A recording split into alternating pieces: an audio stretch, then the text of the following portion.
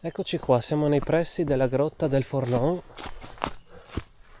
Qua c'è il sentierino che porta su alla grotta. Eccolo qui.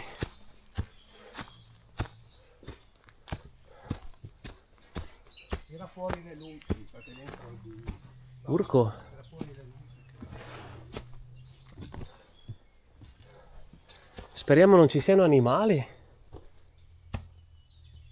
L'unico animale qua che O qualche pipistrello. fa niente. Ecco, Wow. un attimo che significa.